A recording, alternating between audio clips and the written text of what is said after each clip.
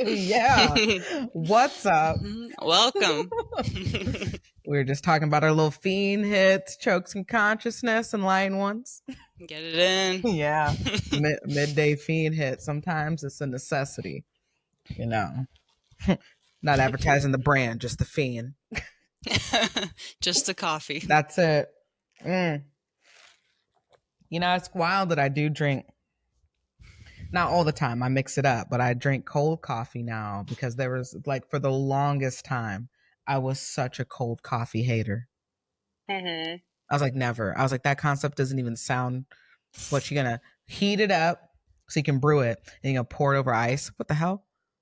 Yeah. Now I I'm don't like sold. cold coffee. Hey, to each their own. Well, once I got there, there was never looking back. Yeah. Do you think there's more caffeine in cold coffee than normal hot coffee? Or does it hit you differently? I don't know. Well, maybe. Well, just I think it's the same because it's just chilled. So I don't know Mm-hmm. if that does. I'm not. I'm sure someone knows, chemist or whatever, if the temperature Yeah. matters. I get it, brew, but I think maybe a cold coffee might pack a little more punch just because you might. I think I drink cold coffee faster than I would if my coffee was hot. Yeah. Maybe. Maybe So it that's hits it. me fast. Yeah. Mm-hmm. Mm-hmm. Yeah. Cold coffee always seems to give me more energy. Like that crack coffee energy. Just ready to row. Yeah. Mm-hmm. Sometimes that Don't know energy is why. fun. Sometimes it's on the verge of being too much and you're just like, ah. Shaky, Mm-hmm. questioning why did I do that, but it was so good. Yeah, I don't do that too often. I That's used good. to back in the day. Yeah. But okay, do you put a lot of sugar in your coffee? No, I just put a little milk in Good. mine. Yeah. A little half and half, a little oat milk. Yeah, keep the Yeah. diabetes away. Exactly. I was telling my fam that this weekend. We were talking about I was giving her some health stuff. Hey, here you're back in the gym. We bowed it. And we got to figure out this nutrition because it's not Mm-hmm. necessarily pointless, but right, you gotta combine the two. And we were Mm-hmm. talking about caffeine, coffee. She was like, "Oh yeah, I got put on Dunkin'," and I was like, "What kind of coffee are you drinking at Dunkin'?" And she was like, "Well, this caramel." I was like, as soon as you said, yeah, No. like no, that's too much. I was like, it's all the sugar. Mm-hmm. Yeah, it's crazy. I worked at Starbucks for a summer, and just the amount of pumps of syrup that you put in every single drink, it's like an inch to inches thick of syrup. That's crazy. I didn't know you worked at Mm-hmm. Sarby's for a summer. Yeah. When I was in college. Dang, It was okay. fun. Little barista. Yeah, yeah, I liked it. Do you have to test for that? No, I think They they just throw needed, you in? yeah, they needed people. Oh my So, gosh. I think I would have a nervous breakdown. Like when it's real busy and I'm just watching them go, I'm like, yeah. I'm messing up everybody's drink. Nobody's getting the correct pumps. I'm going to need to ask 2, 3, 4, 5, 6 times how you make this latte. Hmm. Yeah, I was short staffed, so it was a lot of hustling. And I worked at the Nice Dillons on 6th Oh, Street. okay. Oh yeah, So we like had the all bougie the, Dylans. yeah, so all the Karens that would come in. It was crazy. They would come in at the same time every day, if not every day, a few times out of the week, and they would Oh, order the same thing, like a huge fancy drink. of course they did. Like some $12 drink. Yeah, and I remember one lady, she would order like four of them because she would Whoa. freeze 3 of them and drink one. Like she did that Whoa. every week. She's addicted. That's addictive behavior. Mm-hmm. Yeah, Yeah. it was You know fun. what? That particular kind of that Dylan's, right? And then they were probably giving you certain looks if they knew Mm-hmm. if it tasted off. I bet you they were like, you missed a pump.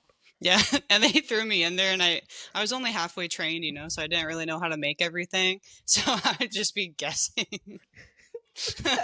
Hey, you were out here freestyling. Yeah, and I did have some people that are like, this does not taste right. I'm like, well, is there coffee? Like, what else goes in it? I don't know. Yeah, that's right, Bucket. Like, what else goes in it then? I don't know. Tell me what goes in your coffee. There's some people that could rattle off everything that goes into that. I'm like, why don't you just come back here and make your own coffee then? Yeah, that's not a bad idea. Self Do it serve. yourself. Yeah, do it yourself, self serve. They would hate that. Honestly, that's a field trip. For those of us that live here in Lawrence, just let us tell you, other enlightened ones that don't live here in Lawrence and you haven't been here, we have several Dillons grocery stores, and they all are. I got different names for all of them. The bougie Dillons out on 6th Street is in fact bougie. The nicest one. The nicest one. They got the nicest produce. They got like, it is a diverse people, but they know if you're not from over there. So if you want a field trip, and you're here in town and you've gone to Dillon's here, or if you're here at Lawrence and you're like, maybe I need to go check out the bougie Dillons, walk in that bougie Dillons and you assess the energy you're going to be getting. But you're going to get some nice shit. Yeah, I like going to that one. The aisles are super wide, so you don't run into people. Everything about that Dillon's is nice. The aisles, right? Yeah, exactly. They're wider. Like I said, their produce. It's like the truck goes there first. Probably. The truck definitely goes there first and drops off everything. You don't see nothing bad there. They're stocked all the way up, all the time. It's ridiculous. It probably stops by the Murder Dillons last. Murder Dillons is definitely, it's either Murder Dillons, and people are like, what is Murder Dillons? Murder Dillons is exactly the name. I'm not going to go further. Look it up for yourself. Happened off of 23rd. Murder Dillons or Dirty Dillons? Do you know which one is the Dirty Dillons? Is that the Mass Street one? It is. Nice. I've only been there like maybe 2 times, but yeah, Dirty Dillons. It's the Dirty Dillons. Mm-hmm. Now yeah, I shop at the old person Dillons. The other one off of 6th Street. Yep. So exactly. Okay. Murder Dillons has to be last. Mm-hmm. That's where I think they do their loop. I think they stop at bougie Dillons, and then it's senior Dillons, and then it's dirty Dillons, and then murder Dillons. Yeah, I think we're on something. I think so too. Yo, Taylor, shout out Taylor. She worked at Murder Dillons, so she knows. Dang. It's wild. Yeah, she's out of there though. She's at exactly. Yeah, the Merc. Yeah, upgrade now here. So yeah, I mean, if I got time and I want a little field trip, and maybe I want some smoke that day, because I want somebody to look at me so I can say something, I'm gonna go there. Yeah, bougie Dillons. You could go to the old person Dillons too. I pull up there too. I don't discriminate. I just happen to go to Dirty Dillons and Murder Dillons because it's closer to me. Mm-hmm. Yeah, I'm close to the old people Dillons. Mm-hmm. But I do need to go to the bougie Dillons though, just because it'd probably feel better going in there. Oh, also their health section, like all their stuff, way better selection. Like just like all their health bars and everything. Just like, it's like when I drive. Yeah, it's like when I drive. It's a tiny version of when you drive up to Overland Park. Or like a little next to, like, why do all of their buildings, every single building, looks brand new? Like the Taco Bells there look like a headquarters Taco Bell. They're Chick-fil-A buildings. Hate chicken, whatever. Feel how you feel. Their buildings look like headquarter buildings in Overland Park versus here. It's just how it is. You are 1000%. Yeah, simple. Yeah, Lawrence is not like that. Oh, we don't want that here. Except I think we're getting Olive Garden though. We are. Oh, okay. Speaking of Dillons, so that's what's going to happen. Murder Dillons. I think they're taking Murder Dillons out. right? And then because they're building, isn't Olive Garden going to be over there in that whole little section with Yeah. Olive Garden? What are we trying to do? Are we trying to you really think students are going to walk across the street to go there? It's not even really walking across the street. It's like a trek to get over there from campus, even though it seems closer to campus, but it still seems like it's more of a pain in the ass for students to go to that one versus Yeah, Murder Domes. it's a long walk. Like maybe if the buses, like, I'm sure there'll be a bus route that goes out there. Oh yeah. But if you live on campus, like on Daisy Hill, that's a long walk just to go to the new campus Dillons or the Olive Garden. Yeah. Honestly, okay, how do we feel about Olive Garden? I love the breadsticks. Hey, guilty pleasure. I think Emily likes to give me shit about. I don't love our Olive Garden, but I don't not mess with Olive Garden. Mm-hmm. I love the breadsticks, although over the years they got kind of wild. Just like, they give you, I think they used to give you like 5, and then it went to like 3, and then it wasn't even unlimited. You had to, hey, can you bring some more breadsticks over? Just like the salad. Mm-hmm. Dang. Yeah.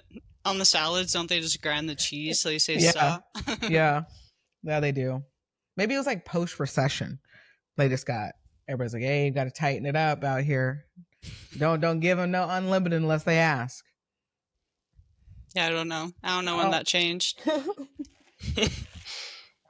I only remember because it was like a thing when I was in high school. When I first got my little job, had my little paycheck, me and my friends, we would go, what we thought was like eating bougie was like going to Olive Garden, Golden Corral on the border when it opened. We were like, yeah.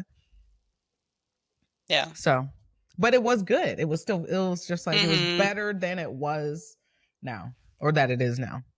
Yeah, I haven't been in probably years, but we used to go every once in a while when we lived, because we were kind of, the only one we had was in Hutchinson. Oh, okay. I bet you go to this one. So, oh yeah, I'll go to this one. Breadsticks and some wine, that sounds awesome.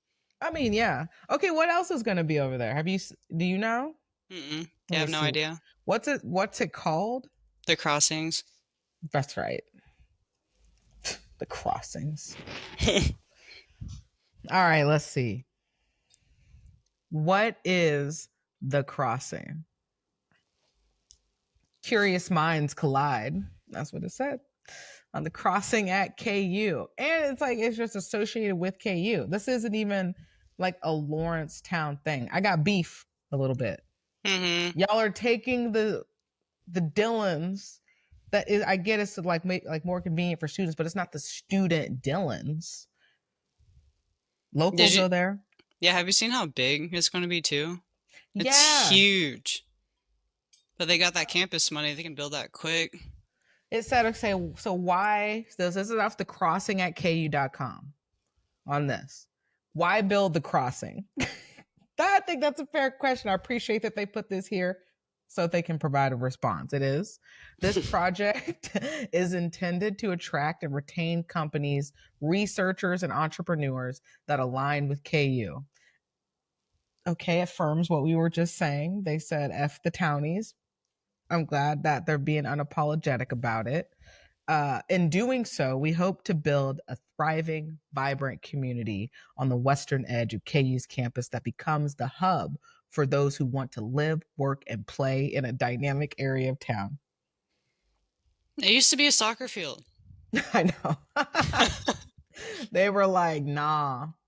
Okay, here we go. Oh, it doesn't give me the list. I want the list. I was going to say what businesses are going to be there. Okay. What businesses? Crossing. People right now probably like, you guys, why are you hating or just like looking this up? Look, people, this is important. This impacts us all. I can't. It does, because there's construction that's going to go on forever. Yeah. When are they supposed to be done? I don't know. It looks like it's getting close to being done. But that's my main route to the gym. I've been having to take all these back ways. And it takes like an extra like 5 to 10 minutes. It's just like, come on. Yeah. Let's see. The plan, okay, for the crossing is to create an ecosystem of 24/7, live, work, play, based on the urban planning idea of the 20-minute circle. Okay. There'll be housing, right? There's apartments, so food, entertainment, and research facilities, all within a 20-minute walk from one another. A 20-minute walk is still a 20-minute walk. Mm-hmm. Yeah, that's That's still like, what, 2 miles? about, yeah. Um, okay. Well, if I can find the businesses at some point in Light Ones, I will get that information. But as of right now, I'm having a little bit of a difficult time finding Mm-hmm. that. Yeah, I just know of the Dillons and then Olive Garden. And I don't even know if Olive Garden's for sure. It's just people on I Reddit think I saying heard Olive that Garden. though. Maybe that's a hope. I thought maybe I don't know. I thought I had seen some stuff, maybe some signs um over there that was showing what was going to be all the way over there, but I could have just imagined it. Mm-hmm. Yeah. Okay. I'm even on the Lawrence Reddit page. Okay, maybe a putt putt, That'd be fun. maybe. When's the last time I haven't gone putt putting? I think it's been at least a decade. Mm-hmm. Yeah, same here. I'd go do that though. Yeah, I do so. I mean, go karts. I'd be out here. It's like they try and do like a little mini Branson. You know what I mean? They Mm-hmm. have that on that strip. Have you ever been to Branson or Yeah. the upcoming? Okay, yeah, that's right. You went last year, right? Mm-hmm. Yeah, I don't remember go-kart, so. They had it. It was like the 3-story Mickey D's. They had a go kart Dang. like thing. Yeah, connected. I remember because me, my dad, my brother, and my brother's mom, when like we were like younger, we had all went out there just getting it. Like this is so cool. Mm-hmm. Yeah, McDonald's. Mickey D nuggies and go karts. Did you That ever play in the like the climbing gym setups oh, at McDonald's or Burger King? 100%. I was out here. I think we talked about like the discovery zones, the magic Mm-hmm. forest. Oh yeah. Yeah, the Magic We were Forest. That was Man, fun. what's that for kids now? Like I mean Chuck E. Cheese's are still stuff, but Maybe VR. I don't know. oh no. Dang, it is virtual reality. VR Magic Forest instead the wand. Oh my gosh. Ew. You just I mean maybe well okay, think about it. They took out the play balls because of how gross those were. I bet those were pretty gross. So Absolutely. So maybe they're thinking VR Magic Forest style is safer. I mean, maybe. But is it safer to let your kids play in the Matrix? That part, absolutely not. Mm. 100% mental break is gonna happen with them. I'm gonna see it. Mm-hmm. Yeah, yeah. Your I'd therapy see it. clients in like 10 years are going to be. It's That's going to already be wild. happening. Yeah, Like people's I said, problems with reality and is it dang. real? Is it not? Yep. Yeah. Oh, that'd Too be much out tough there. to listen to that all day. It's wild. Hey, this is why we got to stay integral. This is why, okay, enlightened ones, this is why later on we're going to be talking about our topic of the week, inspired by lacks of integrity or falsities. You ain't got to lie to kick it out here in these streets, okay? So let's just keep it truthful, stay real. But it's getting difficult Yeah. with this AI and VR, everything. Yeah, I just watched a video of animals jumping off a high dive. And it was an AI video of each animal had their unique like little dive and spin, but it was so realistic. It was pretty wild. Yeah. Well, getting into it, how's your week been as we're recording on this Wednesday? Yeah, it's been good. I've been busy. Just been I feel like just working out a lot, staying consistent with everything. So it's wearing me down, but I'm pushing through. There we go. That's right. Hitting the tolerance, building the tolerance up. hmm Yeah, last week I was so tired, but I just kept telling myself you'll get used to it. That's right. Just push another week. Slowly but sure. So you're feeling a little more energetic this week than last week, but hmm still trying to acclimate a little bit. Yeah, yeah.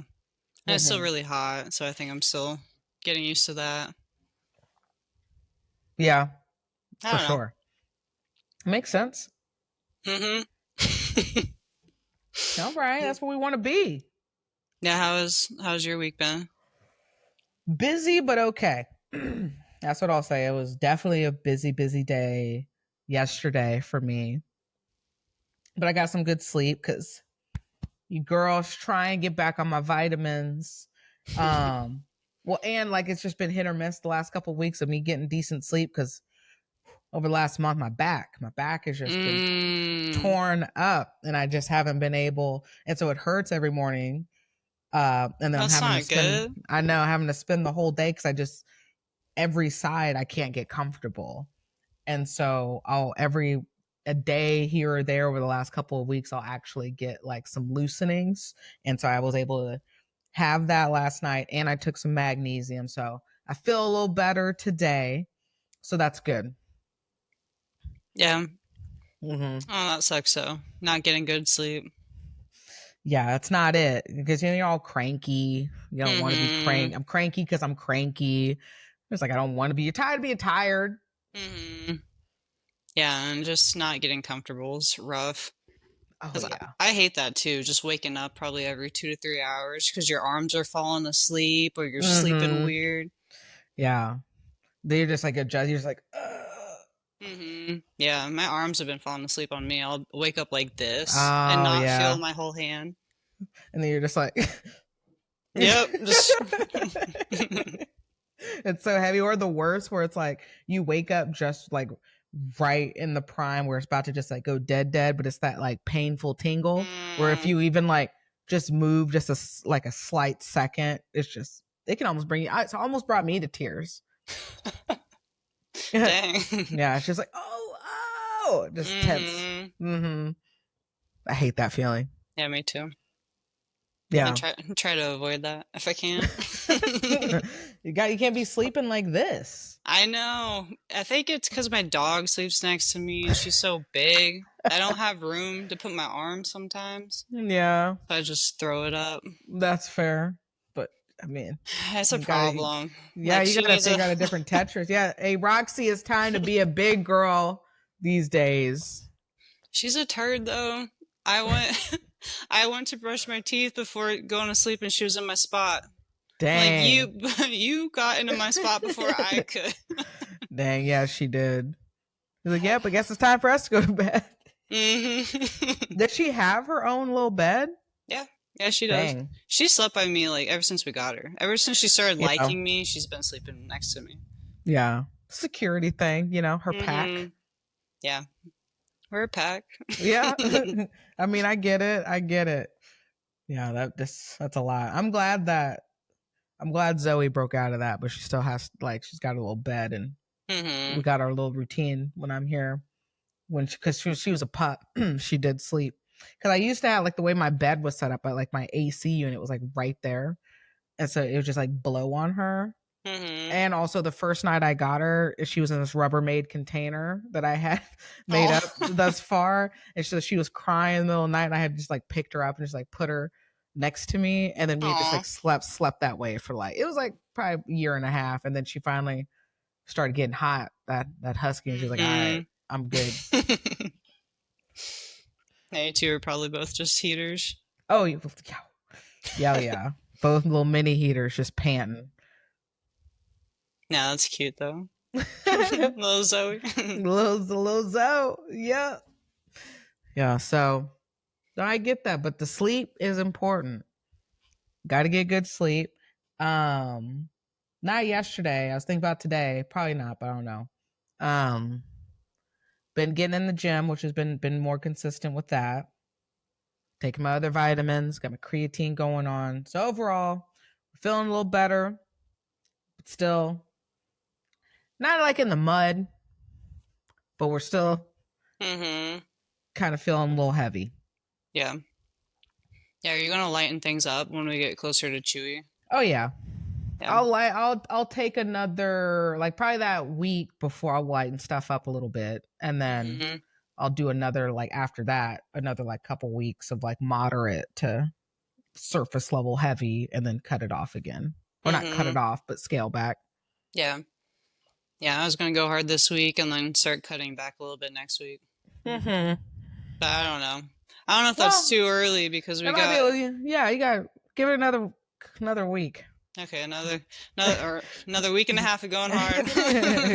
Yeah, then you can taper down a little bit. All right.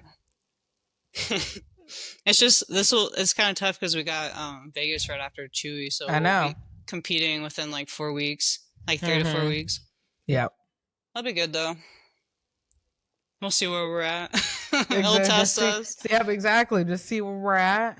Have a good time competing with the other folks. I'm excited for our little mini retreat. Yeah, me too. For Branson. Yeah, that's gonna be fun. Yeah, that house is so nice that we're gonna stay at. When Robin was saying her cabin, I was thinking of like a cabin. I wasn't thinking of a nice ass house. I was like, okay, we've got the drone view. The drone tour. Yeah, that's gonna be fun. Yeah. Is there 6 of us? And we'll get to see the newbies compete out here. Yeah. Libra Gang, Aiden, Taylor. We out here excited. They're gonna do well. Yeah, it's fun watching them turn it up a little bit. Like everybody's turning it up. Yep, that's right. It's time. Start cranking it up. Yeah, I'm excited to watch Robin too. It'll be her first comp. Her first comp in a while. Yeah, well, since like post injury. So that's gonna be exciting. Yeah. Yeah, I can't wait. It's just so much fun cheering everyone on. Like being there to watch teammates, I think is the best part about competing. Honestly. Like, yeah. That's what I look forward to the most, is watching everybody else. I'm excited to watch you go. Yeah. Like, let's go, Deja. Have you been meditating? Like getting ready for that? I did. I didn't do it today, but I will. I did get my meditation in yesterday. Nice. I've got like a little course going on. Oh, that's cool.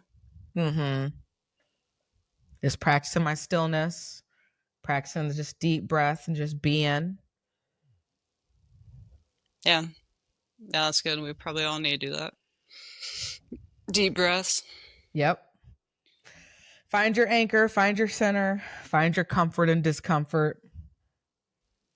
Yeah. I've been doing that. Finding comfort and discomfort.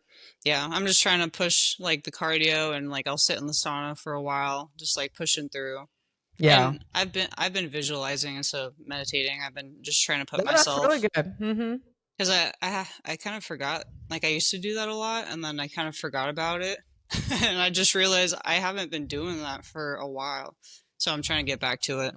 Yeah, I'm trying that. Like, yeah, I really like the imagery and visualization exercises because it really puts you in there, and then you can pay attention. And then on top of the mindfulness or meditation, then you can also be intentional with the engagement of your body at the same time that you're imagining or visualizing what you're doing. Yeah. Yeah, do you visualize like before bed? Like what's your environment when you're visualizing? Usually like what am I visualizing? No, like where am I placed? Yeah, like are you at home? I'm usually at home. I usually try to find just like it's either like just a space where I'm just with my own energy. So for whatever reason, I don't like doing that in like my like not my bedroom, like my bedroom not a meditating space for Yeah. me. So I'll either be like the living room or I'll be in the back area. I've even done it sometimes. Like I really like to do it outside too if I can, but not when it's like super hot, right? But Mm-hmm. usually I'll do it those two areas, and either 9 out of 10 times it's usually either in the morning or it's like afternoon. Mm-hmm. Nice. I got my sleep hypnosis on last night. That probably also helped with my sleep. I Mm-hmm. like when I actually do though, I do like to do those, put that on while I sleep for like 2 hours, just giving me affirmations, telling me how bomb I am.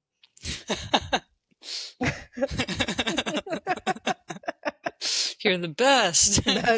Yeah. I don't even need to be awake to receive that.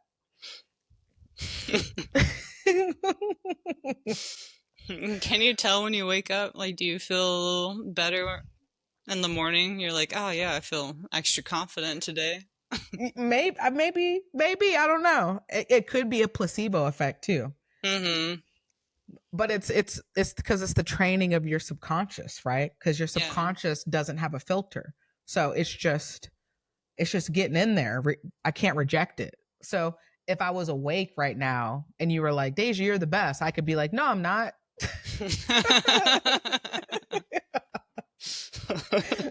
Because consciousness is the watchman out here, letting things in or not, or letting it go. But the subconscious is just taking it all in. It doesn't know if it's good, bad, ugly, or whatever. We're just receiving. So if I had deep Mm-hmm. sleep, if I had sleep hypnosis on the other way of like saying, you ain't shit, I'd probably wake up feeling like I wasn't shit every day. Mm-hmm. Could do an experiment. Not for me, but if somebody wants to go through that kind of negative thought process meditation every day for the sake of experimentation, I'm interested. I'm curious. Mm-hmm. Yeah, me too. Like the rice bag. When you talk good to rice, it won't mold. Dang. If you Okay. talk bad to, we could do that. That's Ooh, another we could. experiment. We can do that also with your plants too. Yeah. If like you said, like my plants in my office, they die, so I just can't take them in there for whatever reason. Maybe that reason. I thought it was the lack of sun. It could just be the I mean, emotions. it's probably the lack of sun too, but I don't know. I feel like if you're around people crying, like that's all your plants are exposed to in the office is just people in distress and like and their emotions. That's true. Like I don't ever So give my plants any kind of outlet to process, and I'm like, it's all right, y'all. We heard a lot today. I never talked. And maybe it would have been different. if you and your plants could just relate to each other on listening to everyone all day. Dang, you right. Hey, your plants just needed to feel heard. Dang, they really did. They wouldn't have crunched up on me. They crunched up. They crunched up on me. Maybe did they have enough water? Yeah, my money tree. Oh man, it almost snatched my money tree. I told you, like it's thriving now, but Good. like it was in the office for I think max like 4 or 5 days, and I went to go like I had just water. I went to go pick it up or like move it over the week from the weekend. It was just like I was like, that's why I took it home. Dang. We had to rehab it back. She's back now. Yeah. Bad vibes. Bad vibes for real. Yeah, we need to do this experiment on rice. What if we did like how long do you know how long it takes for the rice to mold? Mm-mm. And like how often will we have to do that? Think every day. Damn. Yeah, every day you tell Ooh, the we could have good it in the rice. gym. Ooh, yeah, What we if we could. ooh, I bet ooh. Oh, that would be Heidi. cool. Yeah, because then we could have like 20 to 30 people talking to the good rice and the bad rice. Oh, people would eat up. Like let Matt roast like the rice that's like it might expedite the mold. I Yeah, can see the kids being into this. mm-hmm. Like, Everyone. okay, everybody, like, hey, you got to say one nice thing to this bag of rice and roast You know, roast this bagger. That could be your outlet if you really needed to, like, one, you wanted to say something positive, just be positive. And if you really need to get something off your chest, you could say it to the bag of rice that day. I think Heidi will cook up some rice as soon as we tell her about this. I'm doing it. Is she going to be there tonight? Yeah. Yep. Yep, because we got to teach kids class. Does she usually leave on Wednesdays? Does she stay for the adult? I can't remember. I don't know. I don't know. Can't remember either. I know her days throw me off. But if she says something about her leaving before adult class, pitch the idea. Okay. Yeah, we'll still pitch it. Mm-hmm. I'll follow up if she's going to stay on it in adult. If not, I'll try to remember to bring it up tonight. Okay. Yeah. Yeah, that'll be a fun experiment. Talk nice, people. Your word is impeccable. It's a sword. The 4 agreements. Get the book. It's one of the agreements. Yeah, I read that, and it's just been a while. Easy read. Mm-hmm. Yeah, really short book. Yep. It's like the only book I've been able to really read. That's all in right. a while. It doesn't matter. You know, it's something. I know. I was just thinking, I was like, dang, I want to get back. Okay, so I was thinking about this. This might be your jam. It's not even like a book to read. It's more like it's a cookbook. It's a holistic wellness book. So there's this holistic wellness book that I've seen a couple come across my algorithm. And I was like, ooh, I need to get that before it's banned. Because you never know. Oh, no. Hey, right? You can't even have certain seeds these days to plant your own shit because I got to own it. You're not about to tell me I can't make my own herbs and everything. Dang, that might happen. No. So here's what I actually like. I was like, okay, yeah, whatever. We know, like turmeric, right? Natural, like those kind of things. So here's what actually really like perked my ears up. And I'm like, I don't think because I don't like this at all, I would have to force myself. But the idea of this, I'm like, okay, this was an avatar too. So one of the videos in my algorithm coming up on this holistic wellness book was talking about drinking banana juice or banana water every day. And this was also in the cartoon. Remember, I think it was in the video, the chakra video I sent you with the avatar. He was like, he threw up the banana water. And I was like, yeah, what is that supposed to do? Let me see if I can find it. Because I know if you give banana water to plants, it's really good for them because it has banana peels have nutrients. Yeah, banana peel water. Let me see. I think I don't know if it's potassium. I think it's potassium, right? 5 health benefits of eating banana peels. Banana peel tea. Okay, this is on thefoodtrends.com. Should you drink banana peel tea? That's the question. This person, I am not sold on banana peel tea. Other types of tea are also high in antioxidants and anti-inflammatory compounds and are simpler to make. You could also eat a banana and get many of the benefits found in the tea in a much simpler format. Additionally, there's little research on banana peel tea. Marsh studies and scientific research are needed to confirm the effects and side effects. If you are concerned about your potassium levels, it's probably best you stay away from the tea. Oh, snap. Overall, I see no harm in drinking. Okay, this the food trends wasn't helpful. So don't go there. Let me go. Okay, WebMD. WebMD.com. Health benefits of banana peel. Bananas are sweet, soft fruits popular all over the world. They're thick, fibrous peels, however, are a less popular source of nutrition, at least in Western countries. But contrary to what many people believe, banana peels are not only safe to eat, they also offer a number of health benefits. Both bananas and banana peels may offer different health benefits depending on their level of ripeness. Underripe green bananas may be more effective in treating digestive issues, while riper blackened bananas have been shown to help white blood cells fight off disease and infection. Keep in mind that many of these studies were done on rats, not humans, and further research is needed. Oh, here are a few other potential health benefits of banana peels. Depression relief, Okay. All right. Yeah. So the B6 in it, and the tri tritophan, tritophan, I don't know, mixed with B6 in the banana peels can help relieve some symptoms of depression and other mood disorders. Okay. Because this turns into serotonin as it breaks down, which can improve your mood. Vitamin B6 can help improve sleep, which has a positive impact on mood over time, which we were just saying. Sleep is important. So are bananas. Okay. It's my kindergarten teacher ruined it for life, so I'm gonna have to figure out how I can get on the banana train without actually having to eat bananas.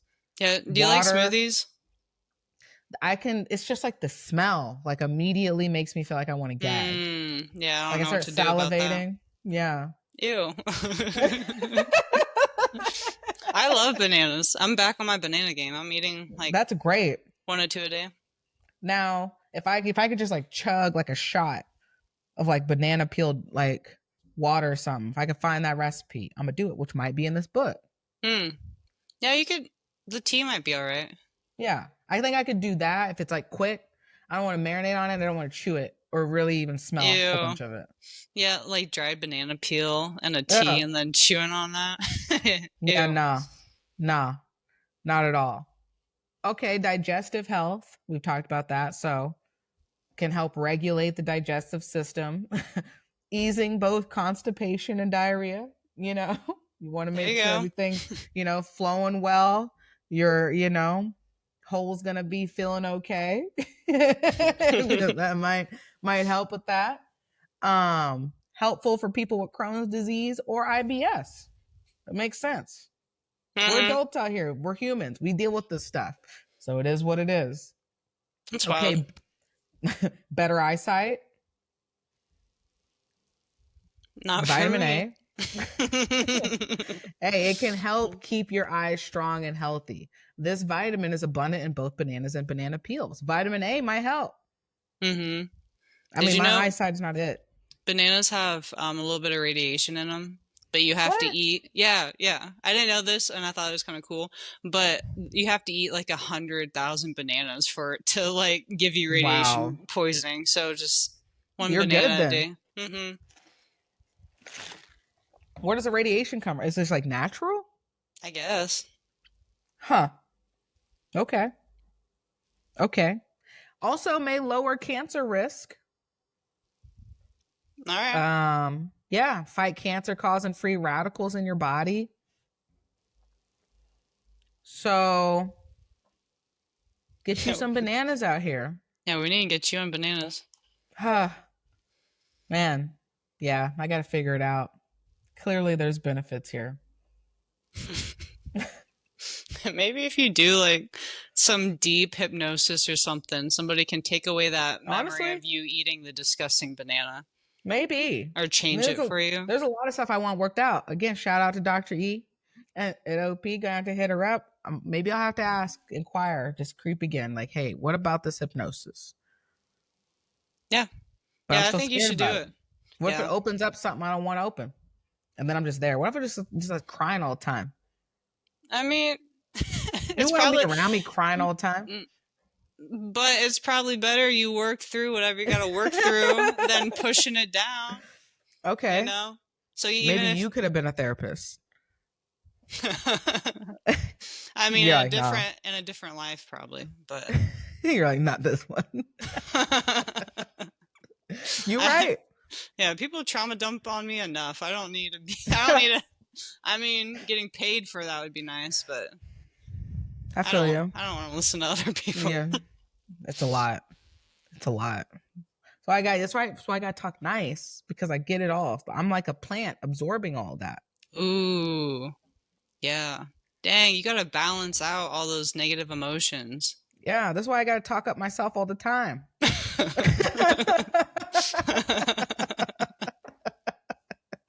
I got to combat what's coming at me on the daily. Dang. Your aura is probably just dense. Like nobody can break through that. No, yeah, you're right. That's true. And if I give you a glimpse of that, because I feel safe, and then you mess it up somehow to where I retreat, this is a Libra thing. Mm-hmm. You'll never see it again. You'll never, that aura is going to be that. Mm-hmm. You'll see it. You might be able to like recognize, but you will never infiltrate the aura. Yeah.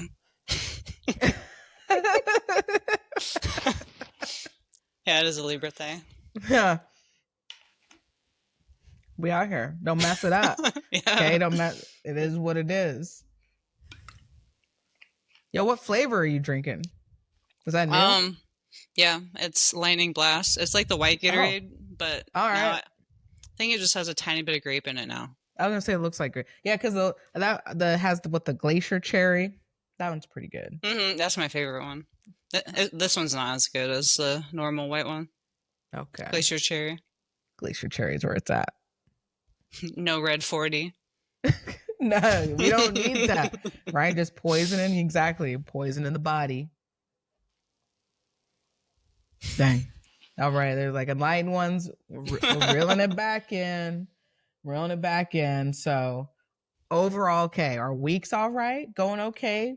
We progressively have gotten less. We're not even aggressive today. Look at that. That's awesome. we just kind of fade out. Yep, just fade out. We're here. We're feeling level. So our energy check, feeling pretty balanced.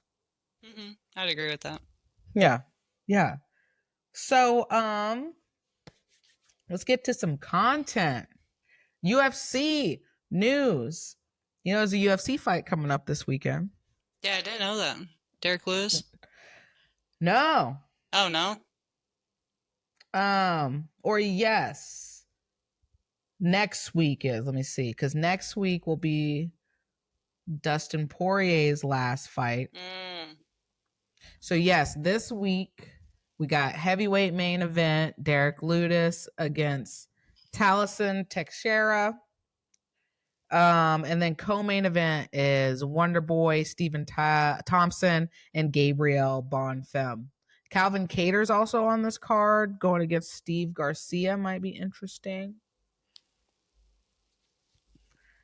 Any women? Okay, we got in the prelims, Lauren Murphy against Eduarda Mora, and Fatima Klein versus Melissa Martinez to get the whole card started. Nice. Do you know what time that starts? The main card will start at 8 p.m. Prelims start at 5 p.m. all Central Time. So that's a good time. Mm-hmm. Yeah, I like that. I can get off work and just watch.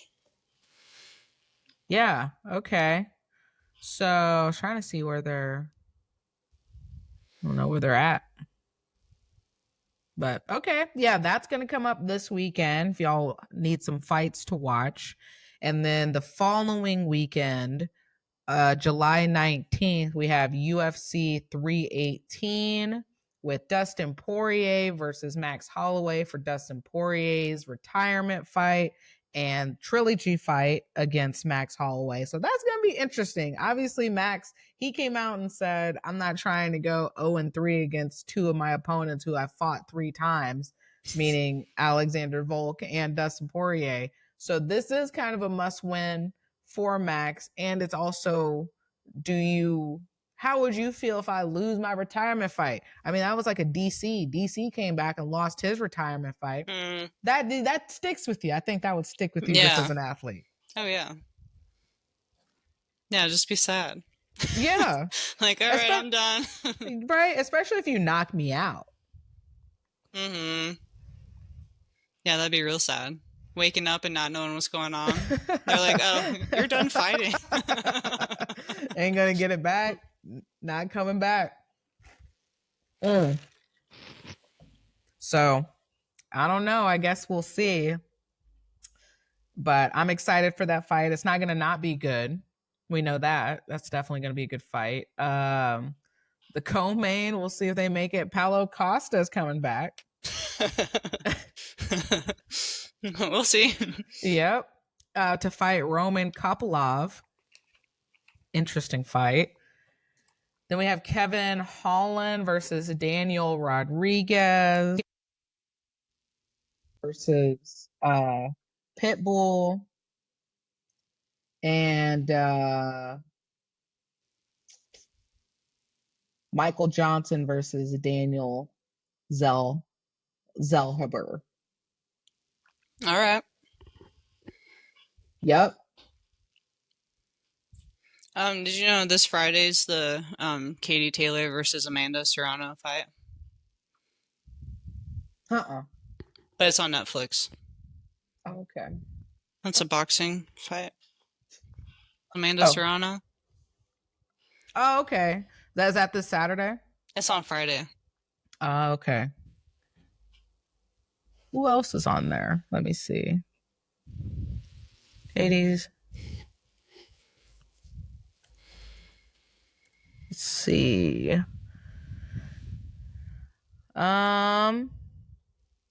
So number 3, Katie Taylor, Amanda Serrano, women's boxing. Friday night, at 7 p.m. is when that will come on. And you can watch it live on Netflix. Yeah, if it doesn't crash. If it doesn't crash, facts. Well, yeah, the last and the only event I watched on Netflix was the Jake Paul Tyson waste. Mm-hmm. Yeah. Waste. Yeah.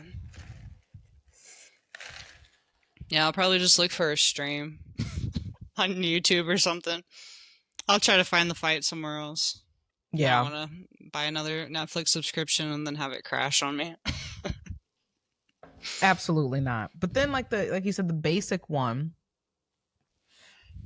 it has ads. Mm-hmm. And then is there a middle one? Because I canceled mine. I think I was like, and I was an OG. I remember y'all with the red envelope days. Mm-hmm. Ridiculous. I got up, I think it was $18.99. I was like, nope. Dang. That's the price for no ads? Yeah. That's so crazy. And I think, well, it's because I also had like, not an ad, just to be able to stream, I think like 2 or 3 extra like people. Mm-hmm. Yeah. Lame. Mm-hmm. YouTube's free. Yeah, that's right. You got ads now though. Lame. Yeah. They're getting a little more wicked with that. I know, there's ads everywhere. Everything's an ad. Everything. Paying for everything with ads. Okay, so yeah. That should be, well, let's see what else. So that's this Friday, the women's boxing, and that's going to be at Madison Square Garden on Netflix. And then the UFC event with Lewis and Teixeira, that will be on Saturday this week, and then next Saturday will be the UFC 318. Other UFC news: did you see Jiu-Jitsu phenom Marcus Buchecha sign with the UFC? I used to watch some of his stuff in the gi. Yeah. Yeah, so he's been fighting for I think maybe a couple years now, trying to integrate into MMA. And he will debut in Abu Dhabi for UFC. So, considered one of the best heavyweight grapplers in the world. Dang, so he's doing MMA? Yeah. Or is he? Oh, okay. Yeah. Nice. I was saying he got signed with the UFC. Yep, and he'll be debuting in Abu Dhabi. Let me see if I can find. So yes, Marcus Almeida Buchecha, as some people know him. He was fighting for, I think he was in 1. Yeah, he did. Last time he competed was at 169 in Bangkok, November 8th. Multi-time ADCC, IBJJF grappling champ. Trains with American Top Team, and he got a 5-1 record from one. Just losing by unanimous decision. So he earned a contract on Dana White's Contender Series and had won 6 of the 7. Or no, that was his opponent who he's going to be fighting. So it's going to be on ABC. UFC Abu Dhabi, also known as UFC on ABC 9, takes place on Etihad Arena and is headlined by Robert Whitaker and Rainer DeRetter, who tore up Bo Nickel. Mm-hmm. They don't usually stream on ABC, do they? Like, that's probably the first time in a while. I don't remember the last who was ABC 8. I don't remember. But I don't remember, I don't remember when the last one was. Something. I'll watch it. I'll definitely watch. Also, Alex Pereira's little sister signed. Did you see that? I don't know if that's his sister. No? No, because his sister's Aline, and this girl's Alice. I had to look that up too, because I thought that was his sister, and then I googled it. His sister's like 34. Okay, his older sister then. Mm-hmm. Okay, you right. But okay, so no relation to the current former UFC champ Alex Pereira, but Alex Pereira will become youngest female UFC fighter in octagon debut at 19 years old. Yeah. Isn't she 5-1? Or she's fighting her opponents. I think 6-1 maybe. Let's see. Her nickname's the Golden Girl.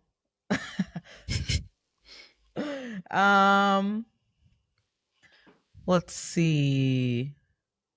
Well, she's 5-0 for her MMA record, and then she's gonna fight against Montserrat Rendon, who's 6-1 and 1-1 in the UFC.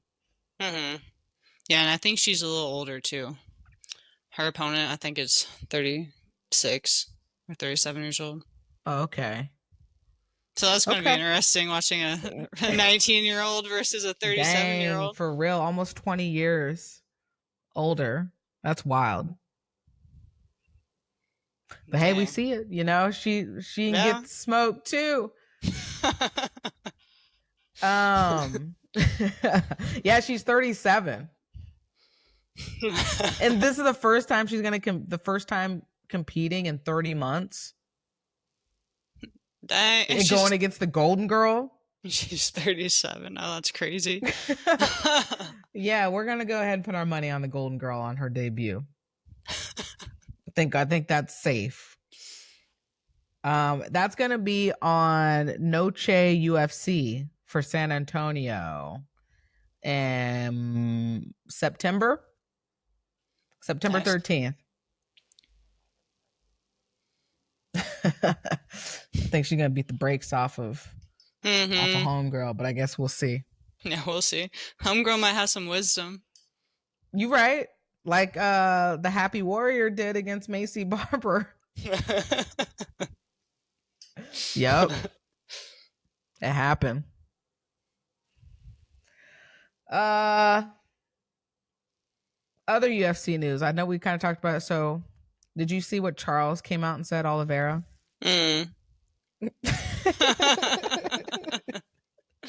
I think maybe we talked about this or briefly mentioned it last week. And I said, I don't know if I said what my dad said, but it was like the same thing of Alex or Charles didn't fight a smart fight. Mm-hmm. Everybody's like, well, Charles comes in and is like, why are you okay? You've been fighting in the UFC, not fighting. You've been fighting in the UFC since 19 years old. You are in your mid 30s right now.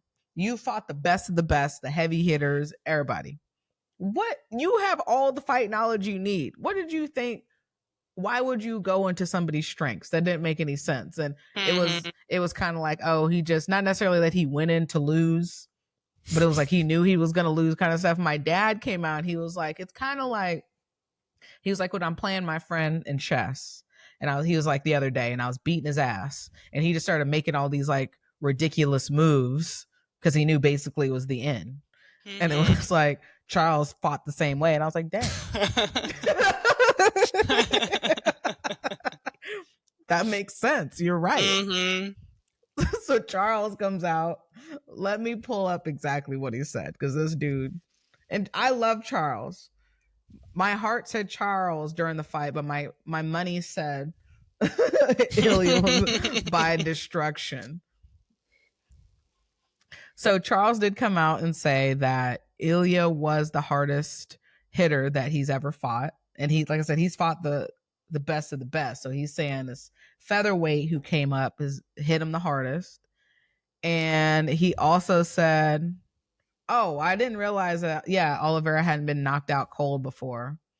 But he was like, I've never been knocked out before. I've been knocked down by punches, but this time I got knocked out. It was something new for me. I didn't know what had happened. This is on MMAJunkie.usatoday.com.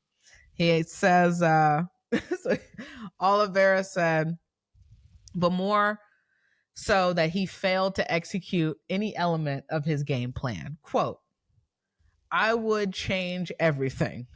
Not in my training camp, but in the fight. Everything I trained, I didn't put into practice. I didn't do anything I trained. He implemented his strategy and became champion. In reality, the strategy was to hit and get out, step on his knees, use hand sequences to be able to kick high to the head, maintain distance without my front kicks. I had trained a lot of calf kicks, a lot of knee stomps, not standing still. And then the fight started. I stood still, taking blows. There are things I should have done, but didn't. That's what frustrates me the most, having trained so hard for something, not having done it in the fight. I don't know what he said that was different than my dad's analysis of what happened. Yeah, your dad was spot on. It's just crazy. How do you do a fight camp and prepare for months and then just come out and stand still? Yeah. And like I said, I would have more understanding, because like I said, we all get nervous. We athletes, right? It's like you don't compete the same way you practice, because there's adrenaline, there's nerves, there's all of that. And this man has been fighting professionally at the UFC since 19 years old. Yeah, and has fought the best of the best. So I don't.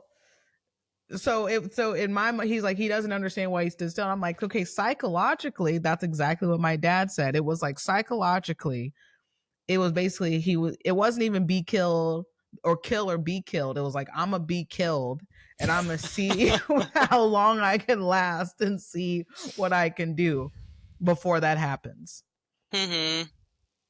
Yeah. I don't know. Maybe he just froze up because he realized how powerful he was. You know, like a different type of strength might surprise you, or like Mike Tyson quote. You know, everybody's got a plan till you get punched in the face, which is probably what happened. But he did land a really nice elbow, and Ilya shook it off and came back and knocked him out cold. Dang, I didn't see the elbow. Yeah, it was the first exchange. Their first exchange, I think. Ilya, I mean, I think he connected on Oliveira, but Oliveira had a real nice elbow that kind of stunned Ilya just for a hot second, but it landed. Yeah. It's like somebody, it's like a boxer. If you're talking about Tyson, it's like going up against Tyson and it'd be like Tyson and Lennox Lewis. Lennox Lewis being the taller, longer fighter, trying to outpower punch Mike Tyson and not jabbing and wear him down and keep him away. You're just going to walk into the fire and just like go in the pocket. Yes, you are going to get knocked out.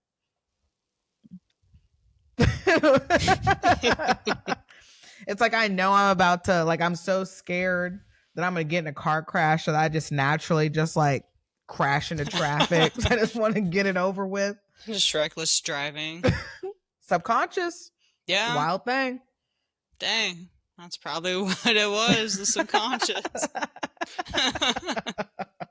He should have been listening to your manifesting videos. Honestly, hey, do Bronx.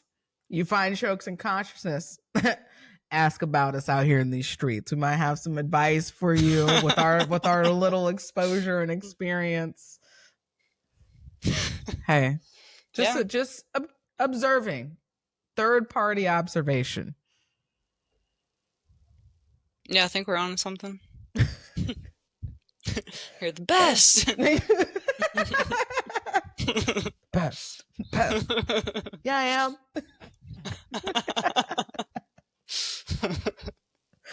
Oh man. Well, us continuing on UFC news. Did you also see the salaries coming out? We already knew Cristiano Ronaldo, football player. I don't know who he's playing for these days now, but he's been out here for 20 plus years thriving. Soccer's just a different animal. So they make their lowest, like probably the lowest ranked player in football is still making a crazy amount of money.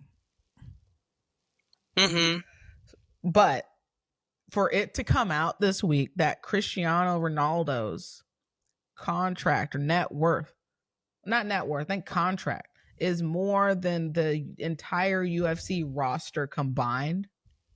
That's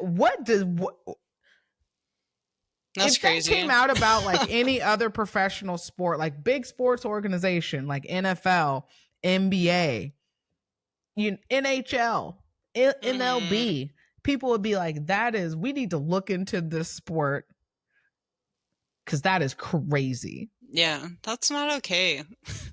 As these fighters are wrecking their bodies for this. Exactly. And they don't even have insurance. Right? They get compensated, they get taken care of what happens like during the fight. But not before, like not in camp, not the wear and tear, not the longevity. Really? I didn't know that. Like no health insurance at all throughout fight camp, or just like, are they on? Do they get paid salary, or is it just per fight? No, they get paid per fight. That's why it's such a big deal, right? When they like, if a fighter doesn't make weight or they don't make, like sometimes the fighters will still get their show money and win money if it's like, oh, this, like I think in Macy Barber's case, like when she literally had to back out in her walkout, I think Erin Blanchard, I think she still got her show money and her win money versus people just getting their show money. Or it's like, yeah, you're just not going to get paid, which is super shitty because now you just spent 2-3 months in camp and those trainers you have to pay them. Yeah, that's crazy. Yeah, because what are you supposed to do if you get injured in your fight camp and then you can't make money because you can't fight, but you're injured because you're preparing to fight? Yeah, that's not okay. No. So off sportskita.com,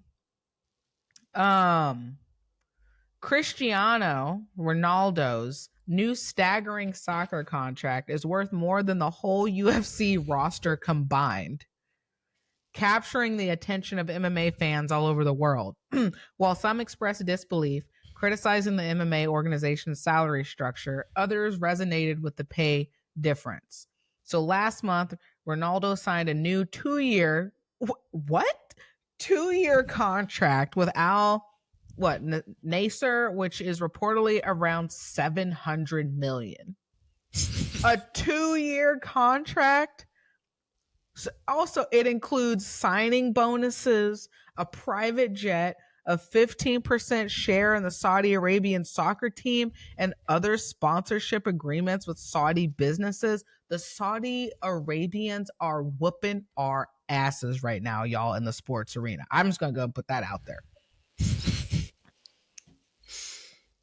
That's wild. They're going to own sports in the next 10 years. Promise. Watch. You already see it. Mm-hmm. Yeah. No, you're right. What we say the next ABC was? Abu Dhabi, the Middle East. They out here, not necessarily like it's like connected, right? Like not just Saudi Arabia, but Abu Dhabi, and I think just like those two prominent. Like that's wild. Yeah. We're gonna give you a 2-year, $700 million contract with all this other shit. Yeah. What did Patrick Mahomes get? What was his? 100 million for 10 years? But I think and they've they restructure it and stuff. Mm-hmm. Let me see. Dang. Imagine if all these UFC fighters were getting 700 million every 2 years. Even giving them like honest 20 million or something. Would fighters become soft though? No, I don't think so. Because if you okay, boxing, there was so much money in boxing. Yeah, good point. Like you're still fighting, right? They just look at Canelo. Like he's still out here about to have one of the probably hardest fights in his life, which I'm calling for Terrence Crawford. Just gonna put that out there. For the upset. But yeah, he's making crazy money, right? Per fight.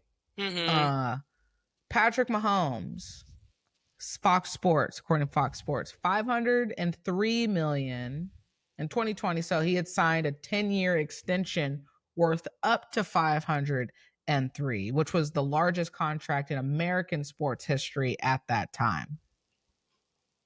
Which I think now it might be Josh Allen. So crazy. Where does all the money go? Like the UFC money to Dana? Like is Dana just betting everything? Well, that was in one of the fans made it. They were like, Dana loses in gambling per night what he won't pay fighters.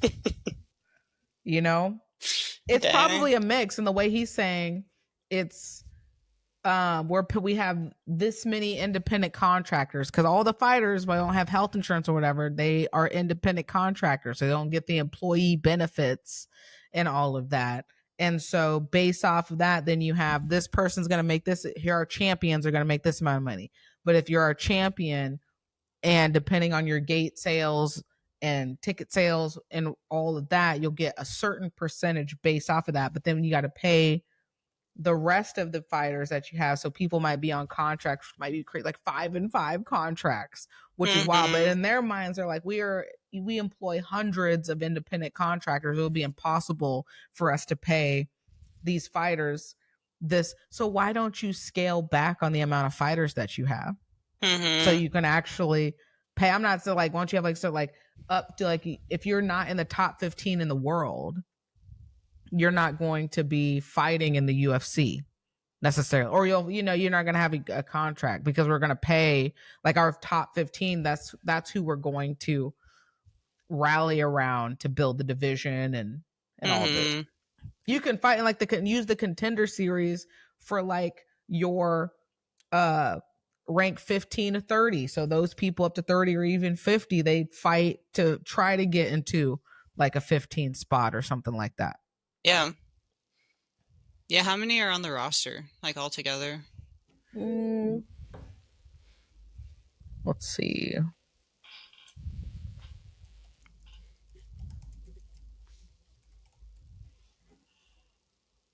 Over 578 fighters are contracted. Dang. That's a lot. Wow. Let's see.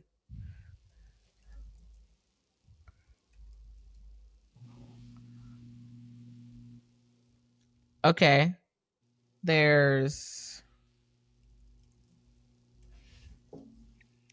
Okay. We're saying that, right? How many active players in the NFL do you think there are? Like 300 or less? 1,696. Oh, geez. Oh, that's a ton. So more than double. Oh, dang. And all the money that's been pumped into that. Just saying. And Yeah. even the person who's on the practice squad still has a certain amount of a contract. The person, a footballer on the practice squad does not have a second job.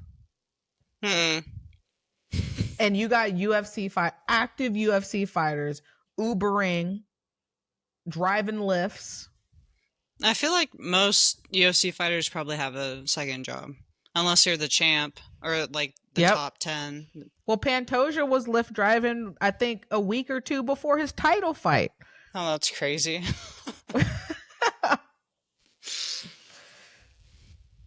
It's wild. Yeah. Yeah, does the PFL pay better? They have like their $1 million brackets, right?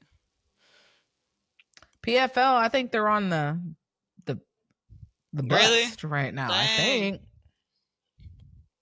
I think so. They're not doing so hot right now because Francis was supposed to be fighting. Oh, yeah, what happened to Francis? Waiting. I mean, he's dealt with some tragedies. I think recently though, I think there's also just some stuff going on with PFL. Yeah, I didn't know that. Dang, so fighters don't really have many options. Because it's a monopoly. Which, I mean, actually was a great segue. Did you listen or did you hear any kind of updates from the Mikey interview with DJ? Yeah, I watched it. What were your thoughts on that? It was just funny. Mikey's so funny because the way he talks and he just kind of yells. He does.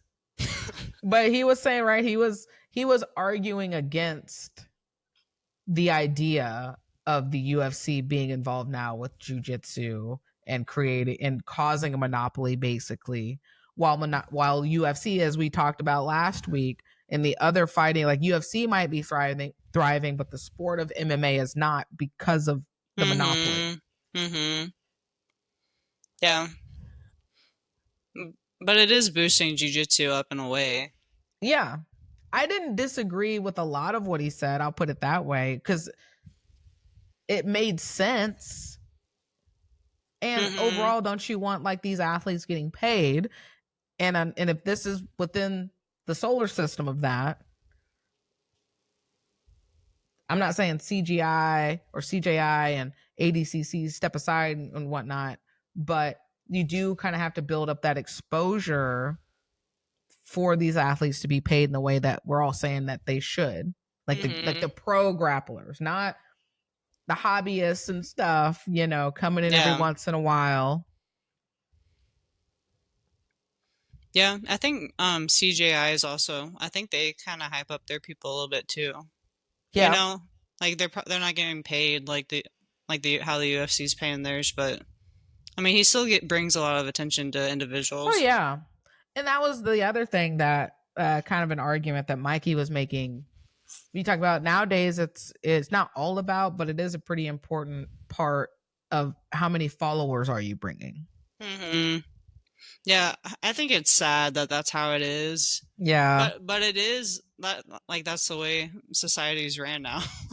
Like, you gotta have some following. Yeah, how popular you are, how many followers you have. Yep. So, and he was saying, right, if the UFC or any organization, they invest a certain amount of money into you, and if you are cross competing in other organizations, and let's say I have 300,000 followers to your 3,000 followers, well, I'm bringing my 300,000 followers that have been built up by me, been built up by my sports organization marketing me, and I'm bringing it over to another organization for them. Like, those 3,000 may not know me, maybe not, or they might be getting exposure. It could be it's not an equitable win-win, but it's still a win, but it's not an equitable win. Yeah. Did you see that they're doing UFC BJJ 2 with Tackett versus Canuto? Oh, really? No, I didn't see that. Yeah, that's going to start, I think, July 31st. But, okay, so they're pumping them out. Yeah, I think I saw that it's only on Fight Pass, though. That's what I was like. They're going to move from YouTube. Yeah, they are. Of course they would. Yeah, July 31st. The AC's on. I'm finally cooling off. Ooh, okay, there we go. Michaela's been over there dying in line one. AC's been broke, sweating it out. Batteries have been replaced. Well, that's good. Off. That's all it was. Oh yeah, I'm finally. You're like, dang. Off. You're like, oh my gosh. The wind just started. Like all my things just started blowing. I'm like, oh, the air's on. You didn't even realize like how hot you were until you felt that cool air. You're like, oh my gosh. Just over there cooking. Yeah. Well, I'm glad. I'm happy. I'm happy that it's happening for you right now. Yeah, it feels awesome. Damn. Well, yeah, okay. UFC. BJJ too. I'm here for it. Yeah, I think Mikey's easy to hate on. Mm-hmm. And he also doesn't do himself like favors. And he was, in a way, kind of contradicting what he was saying in that interview. Like, you can't say UFC isn't necessarily monopolizing the space when they actively are, when you're like, you can't go over here. Like, like I said, it's not an equitable thing of a win, while it would be a great situation if everybody could work together in marketing each other. And because you're just in the BJJ space versus UFC BJJ, CJI, JJ. Yeah, I don't know. Well, the UFC is never going to work with anyone. Like, that's never going to happen. Selfish. Imagine like another affiliation trying to bring up Power Slap. Dang. Please don't. If Craig Jones started Power Slap. Why wouldn't he? Why, you do like the power back slap.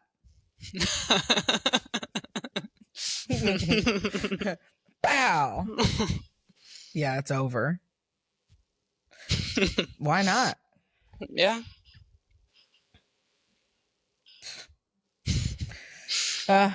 So did you see that they're talking about UFC 250 being at the White House? Oh, I did see that. I'm like, no. Well, somebody brought up, I think it was DC, it was like, oh, we really gonna do that? And we don't have no American champions right now? Dang. Not one. It's like, please don't. Like, why? Why are we doing? Have we ever thought we're gonna hold a White House sporting event of any sort? Have we ever done that with any sport? No. It's just so crazy. And John Jones being like, I'm back. Like, what, a day later, 2 days later? Stay retired, John. Deal with your legal issues. The hell? Yeah. That's crazy. I know. I don't know if McGregor is being serious about coming back for that too, but I've been seeing stuff everywhere. UFC 250. I saw that Meatball Molly signed with Matchroom Boxing. Live on, Meatball. Live on. I won't be tuning in. Yeah, me neither. I will not be tuning in. Well, speaking of sports organizations, Michaela and I have her Odd Sports. Thanks, Jacob. Shout out to Jacob at the gym for he asked me, he couldn't remember her name. I just know the songs I sang was Barbie Girl song. But Japanese boxing, if you all have not seen that, it is kind of a wild thing to I'm like, is it kickboxing? It's like a mix between, it's kickboxing. But she was just jabbing this chick in the face with her legs. Yeah, that was wild. She was just holding her front leg out too in the air and just just landing face shots. Yeah, imagine, what are they? The adductors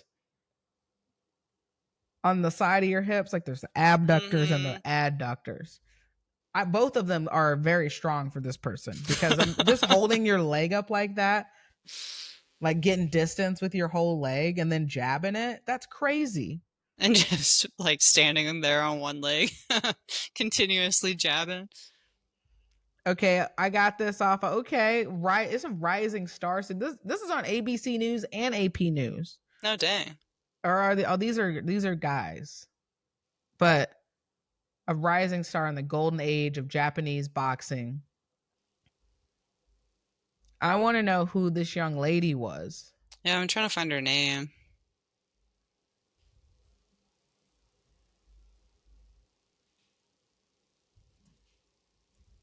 Woman. I'm just watching her kick girls in the face. Yeah, Mona Kimura. I think that's her name. Mona Kimura. Only kicks. She throws kicks like punches. I'm just rewatching her land. Face kick after face kick. So look up some Japanese boxing, everybody. If you need some other things, some sports, combat sports to watch. Also, what came up, this would be a hard. I would watch, but I would never participate. African boxing, or African warriors, is what it was. It's epic Dambe boxing. It's called Dambe boxing, and it's like they have a club on one fist. Yeah, that's crazy. Absolutely not. Let's see, Dembe boxing. I think this is based in Nigeria. So every round's 3 rounds. There's no time limit. So how every combat consists of 3 rounds. So what? How if you have 3 rounds and there's no time limit? I don't understand. Is it just whoever hits, whoever can land first? Let's see. Because I imagine if you get hit by that club, you're out. You know, there's probably no coming back from that. Absolutely. So according to dynamicstriking.com, originating from West Africa, Dambe boxing stands as a testament to tradition, raw power, and cultural significance. This ancient pugilistic sport steeped in heroin showcases a unique blend of athleticism, ritual, and history, offering a captivating glimpse to the world of traditional African combat. So, it's a centuries-old martial art practiced predominantly by the Hausa people in West Africa, notably Nigeria. This combat sport traditionally involves a single-armed fighter referred to as a strong side with their dominant hand wrapped in cloth known as Kremai, delivering strikes. The lead hand serves as the shield and is left unwrapped. Do they have anything wrapped in the fabric? Like, it looks like they're holding a rock. That's what I know. Maybe it's just let me see. Dambe boxing wraps. I mean, maybe they could just wrap their fist a lot. Yeah, so these boxers fight with cords wrapped around cloth. It's rope. Dang. A yeah, fist tightly of rope. bound rope. That would suck. Mm-hmm. Absolutely not. Yeah, that'd be scary. Someone just coming at you with a bound fist. That's KO for sure. Or death. Mm-hmm. Yeah, probably.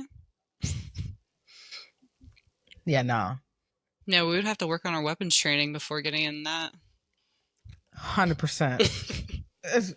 The shield's important. Got to have the shield in there. Mm-hmm. Gonna be no for me, dog. Yeah, taking a blow to your shield. Oh, that would hurt too. Mm-hmm. So Danbei boxing, if you're interested, Japanese boxing, give you some new combat sports to check out. Okay, real quick before we get to this last one. Did you see the billionaire, speaking of going back to Mikey, billionaire who got a black belt in 3.5 years? I didn't know he was a billionaire, but I saw that, yeah. What's your thoughts on that? I mean, if you're a billionaire, I guess you got the time to get your black belt in 3 years, but... Well, 3.5 years? Mikey said he was a genius. If you have a genius, I'm sure they can learn in 3.5 years. Okay. I'd say we have a fairly amount of highly intellectual people and highly intelligent people in our gym. I still don't respect to everybody. There's no way you would be able to. You might be. Everybody has acquired, in a sense, the foundations of jiu-jitsu movements. I would say by the time you're purple belt, honestly, or even blue belt. But the implementation, the rolling it, we're not talking about competitive versus hobby, right? Those are two different. Mm-hmm. You are not going to sit here and tell me, as much as you train, just because you are a highly intellectual person, that just translated to a physical manifestation of being able to exude a black belt experience. All right, but what if they trained every single day, like multiple times a day? Like a billionaire, they have time to do whatever they want. So they can hire the best teachers, the best chefs, the best therapists, massage therapists, and they can train all day. Okay, speaking of that, you can have the money for the best therapist and still be fucking crazy. Yeah, you're right. And I don't mean crazy in terms of, the mentally ill and whatnot. I mean, you're just continuing to be off your rockers and making poor decisions. Yeah. Yeah, I don't know. I wouldn't believe it, but Mikey said that he's legit. So I don't know. I haven't seen this dude roll, so I got nothing. But okay, that's where it's at, right? Haven't seen him roll. I'm not saying we could be trained with the best in the world. I don't think I'm becoming a black belt in 3.5 years. Who am I rolling with? Mm-hmm. I'm learning, but who am I rolling with to implement these things? Yeah, what do you think about the people that get it in 5? Is that reasonable? I still don't think it's reasonable. Here's why. And I'm gonna preface this because I'm just such a traditionalist. Mm-hmm. Even if you've acquired, because I just think it's about the journey. Even though the journey looks different, it might take people this many years, that many years, whatever your longevity is. I just think a minimum to acquire your black belt, you should be within that space and practicing said art for a minimum of 10 years, or at least 7 to 10, because it's an overall based upon your overall experience. It's the overall knowledge, and it's the tradition of usually where it is like you not even sniffing a black belt until you train a minimum of 10 years. Even if you are a blue belt, could tear up a black belt. I don't care if you can beat them. I don't care if you can outroll them. It's about the road. That's also part of the black belt journey. That's just my opinion. Yeah. Yeah. Now I get where you're coming from. But I don't know. Some people just pick stuff up really quick. Yeah, which is great. You can be an accelerated blue and purple belt. I just don't think that I don't see you as an expert. Mm-hmm. It'd be the same thing for me if it's still about the experience. Like you're not an expert just because I have the degree. Like I had to acquire some experiences, internship, and shadow work, and then I also had to implement it in practice, trial and error for multiple years to then feel like the mastery is a minimum of 10,000 hours. Minimum. Yeah. No, I get what you're saying. It kind of goes back to like you can know something, but can you teach it? You know, Yeah. like these black belts are getting them in 5 years. How good of teachers are they? You know, like can they do everything or do they just? I don't know. I feel Yeah. like when And when you again, can like I said, teach stuff, that's what makes you a master at your practice. Is if when you can translate that absolutely. back. Yeah. Well, and here's my tradition. Here's my thought about it too, and why I'm going hard in the paint about this, enlightened ones. Again, your contribution to the longevity and respect of the art. I don't know if somebody who obtains their black belt in a 3.5, 5 year span is going to have the kind of dedication and want to pay it forward in the longevity, not just a 5 years from now. I'm talking about the longevity of training through body willing throughout your 50s and your 60, and you're paying forward that kind of knowledge because you've had that on the mounts. The belt is the belt or whatever.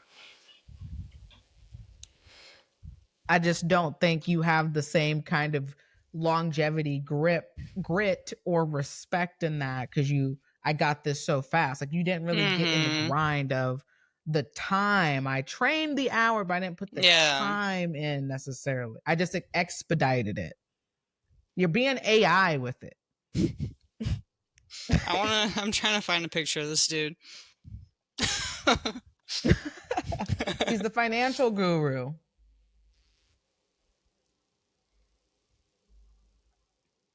Yeah, I don't know. I just want to see him roll. Derek Moneyberg.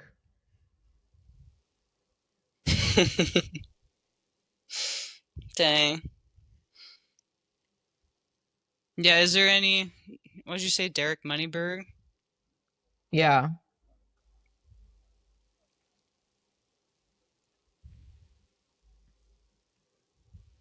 Crazy.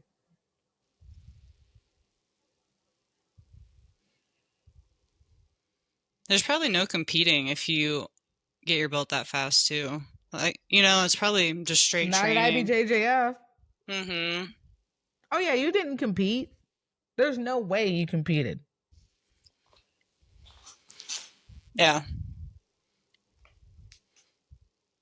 You Yeah. gotta put your You need time to in. yeah, you need to compete. I You know what won't I'm like saying? I won't believe it till I see it. Hey, I'm just saying a barista somewhere. We're talking going back to barista. Maybe I have aspiring dreams to be a manager. Exactly. Run this shit one day. And I could my manager, maybe they're not about it. They're a terrible manager and I know more than them, but I've only been there for a year. I have not put the time in yet to really transition into the full-blown manager, let alone owning something or having a stake in whatever until I've done my time. Mm-hmm. Yeah. Because you remember that. You remember the grit, right? It's like I can remember what it was like to be a barista, hustling and bustling for 2-3 years before I became a manager. So if I hustled and bustled and became a manager in 2 to 3 months, do you think I'm really Mm-hmm. gonna have maybe some empathy for that barista coming in? It's like, how come you just can't get it? And that, like, I'm gonna be further removed from that. You know what I'm saying? Mm-hmm. Yeah, I'm just thinking about this dude. Like he can't say like, "Oh, my blue belt years were so tough," you know, because he was only a blue belt for months. Literally. Yeah, I don't know. I want to watch this guy roll. We want the video. We want the video. So that's where we're at with that, y'all. But last but not least on the content, but transitioning into the topic of the week. Okay, news this came out before we got on. Former UFC fighter Tim Kennedy lying out here in these streets. Like our topic, you ain't got to lie to kick it. But he he, lied. yeah, he He felt the lied. need to lie. So let's give you all a breakdown of what this man's did and why this is so problematic. So this was something that he has said since 2007. We're almost 20 years removed from when he's first said it and has been continuously repeating this. So he's retired UFC fighter Tim Kennedy, according to MMAfighting.com, apologizes after admitting to lying about military accolade. He, let's see. He claimed in an interview from 2017 that he won a Bronze Star with Valor after describing a scenario where he took down, quote, a bad guy during a conflict in one of his tours of duty. So you made that up? Made it up. So let me read this entire apology and you'd be like, what? Here was this man's apology, according again to MMAfighting.com, and I quote, here's what he came out with today. 45-year-old veteran issued a lengthy apology about misrepresenting himself and awards that he claimed he got during the military service. I quote, I want to take full and unequivocal responsibility for a serious mistake. Kennedy wrote on Instagram. Over the years, I made public statements and gave interviews in which I unintentionally misstated aspects of my military service. Most notably, I implied directly or indirectly that I had been awarded the Bronze Star with Valor. That is not true, and there is no excuse for it. I never received that honor, and I deeply regret ever suggesting otherwise. That kind of recognition is sacred. It represents extraordinary courage under fire acts that risk or cost lives.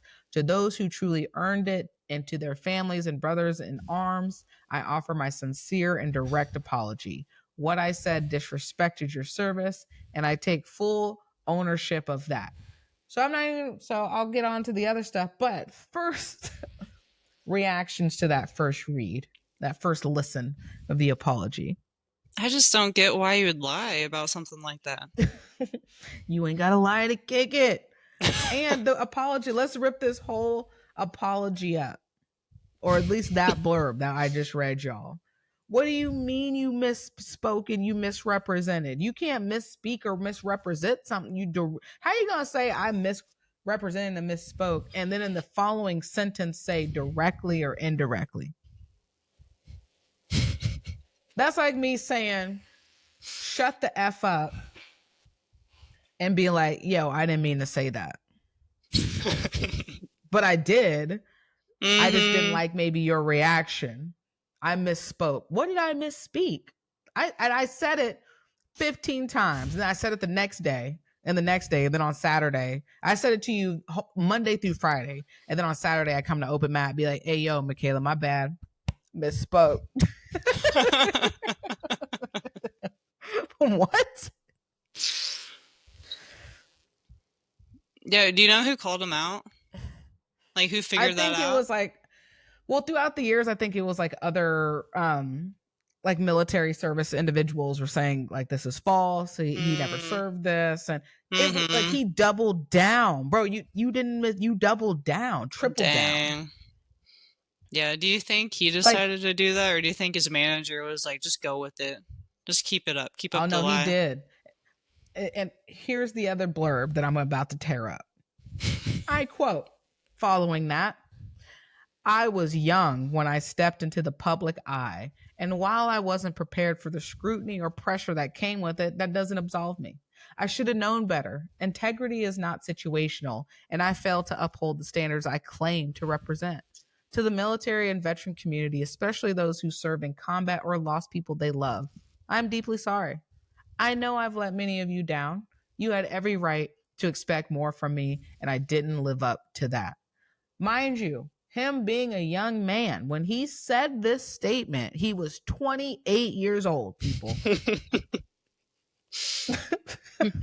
That's crazy too. I'm 28. I don't feel young. You know what I'm saying? He worded that like he was some 17, 16-year-old that was out here just, I misspoke. I was young and dumb. You were almost a 30-year-old man. Yeah. Come on. What are we doing? You ain't got to lie to kick it, and you definitely don't need to lie in your apology trying to retract the lie. Just be like, yeah, I felt some type of way. I wanted that honor. I wanted the recognition. I wanted to, that's how I thought I needed to be a mentor to young men and all that. That's the other major issue I have with this dude, because of the way he was, yes, him, but also putting a particular kind of portrayal on, or exacerbating who he was, or embellishing. That's what it was. He was embellishing who he was, and then looking down and giving that message to young men as like, and like we talked about jiu-jitsu, this is what you need to do to be tough. And all of this. And like, you were talking about it, but wasn't being about it. And you were sitting here saying this is like, young men were looking up to him based upon what they thought maybe these accolades were, and this is how you be a real man and all this stuff, for you to come out and do all that. Yeah, that's wild. Like, for what? You know, just to boost your image or boost yourself up, I guess. Yeah, like everything, like everything you said could have been true. Exactly. And he did serve, right? Like, he was, what was he a part of? He may have been, I don't know if Marine. He was, yes, he was in the military, right? It was like he did do these things, but he just didn't, he didn't get that award that he was talking about. Like, bro, what? He just had a lie with the cherry on top. Dang, that's wild. The Sunday was good enough. Here being like, I won worlds. Yeah, I won worlds back to back. What? For what? No, I didn't. I'm just gonna start telling people that. I'm gonna go win another world. Gonna go win another one. I misspoke. Sorry, guys. I misspoke when I said that. I was young. Cheese and rice. But yeah, come on. It's our topic of the week. We'll just get right. You ain't gotta lie to kick it. Speak about authenticity, belonging, and self-worth. That's what all of that encompasses. Yeah, he lied because there was a sense that he felt acceptance. Yeah, he was probably around a bunch of other big macho dudes that are like, oh, I won this award and I won this award. So he's probably feeling a certain type of way. Like, oh, I need an award. Ego, right? I want a participation ribbon too. Yep. And so you lied about what you didn't represent. And then also I read up on this too, is like when people lie and you don't face your truth and things like that, it leads to disconnection. You have to uphold that lie. You upheld that lie for almost 20 years. And how disconnected from yourself, knowing that I'm living a facade. Like, where are you at now? You're not even connected to yourself, because I've continuously rejected self for the last almost 20 years. Trying to convince your subconscious that you're some sort of hero. And not. And then sitting there just carrying the buried shame that you have of self and the lie that you're perpetuating. Yeah. That's just too much work to keep that up for 20 years, to keep just repeating that lie. Or keeping that image when you don't have to. At all. Like, come on now. And the third point on that, right? It's like knowing that you yourself are enough versus trying to be enough with the lie that I'm throwing out. So he threw that lie out not to protect himself or to protect his sponsorships or endorsements and all that. He solely told that lie to boost his ego, and then continued to monetize off of that. I think maybe, I don't know if it was just it was in multiple interviews. I don't know if he put that in the book he wrote too, because he has a book. Dang. Everybody wants to write a book these days. Oh, that's wild. Yeah. Yeah, you can't write a book unless you're going to be truthful about your whole life. He needs therapy. Come on. You need to speak to him, Deja. Well, I'm going to have to refer him to somebody else. I couldn't sit with no Tim Kennedy because I'm already judged the hell out of you. But you need to get it together. Dang. This goes back to multiple things that we've talked about in the past in Light Ones. Be you. Don't be. Once you start rejecting who you are, stop trying to be somebody you're not. You ain't got to lie to kick it. If you feel like you got to lie to kick it around the people that you're with, those aren't your people. Mm-hmm. Now, we're not talking about lying to protect yourself in a sense. That's a whole other ball game. Yeah. Yeah, it reminds me of our gym. Like, nobody has to lie there. Like, we're all just friends and comfortable and open, and you can be yourself at the gym. You don't have to lie. Yeah. Just show up as you. At all. It's more work and effort to lie than it is to just tell the truth. Just sit with the truth. Mm-hmm. The truth will set you free. Who said that? Was that a Samuel L. Jackson line? Oh, no, maybe. I don't know either. I just felt it in a Samuel L. Jackson tone. Mm-hmm. The truth set you free. MF probably said it at the end. I don't know. Probably. I bet that's in a movie somewhere. Oh, it is. Definitely. Wild. So, with that, also, yeah, belonging. That goes in, like, if I feel like I need to lie to belong to my crew, that ain't it. And again, your self-worth. You are enough. You don't need to be nobody else. All of us are imperfect. Nobody is out here not making any kind of mistakes, and own up to your mistakes, which he did. But also, when you own up to your mistakes, be authentic about the fact that you're owning up to said mistakes and actually hold yourself accountable, or you're just going to continue perpetuating the disconnection because you didn't actually mean it. You're mad you got caught. He's probably just trying to fake it till he made it. Oh, 100%. 100% out here in suits and the White House down stuff. Yo, if I had a fresh gator skin dodgeball, Target.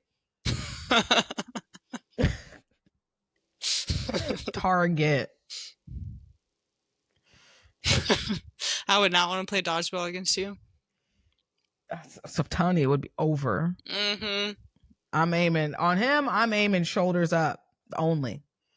Headshot. Yeah, that's it. Did you play softball when you were younger? I did. I didn't like it. Yeah. It's hot. I was a catcher for some of the games. I pitched first base. You played too. You were first base. You didn't like that. No, I didn't. Yeah. Not my thing. It's a lot of responsibility. It's a lot of responsibility. Mm-hmm. My aim just wasn't there. I didn't know where the ball was going when I threw it. That's how it's going in the direction. Mm-hmm. Dang. That was pretty accurate. Dodgeball. Yeah, I knew you were about to be like 5 feet. I'm like, yep, I'm about to throw it right here. Just I'd be curve hiding and hit you. Oh, no, put some spin on I that. would seek you out. Seek out the hiders. I'd be hiding. I'm tall too, so people. I'm a big target. Prime target, yeah. Prime. Oh, but enlightened ones, when it comes to us, Michaela and Deja, you don't gotta lie to us. Kick it. Be you. We appreciate you. We welcome all of you. It doesn't mean we have to like it, but we welcome you. Yeah, and we're not liars up in here. At all. We don't do that. We haven't won worlds. But Pinocchios. Yeah, exactly. All right, so now we've told you what not to do. Let's anchor it. Let's close out with how we go, enlightened ones. Are we ready for our Zen to transition? Yeah. All right. Michaela? All right. I haven't been practicing too much. Whatever.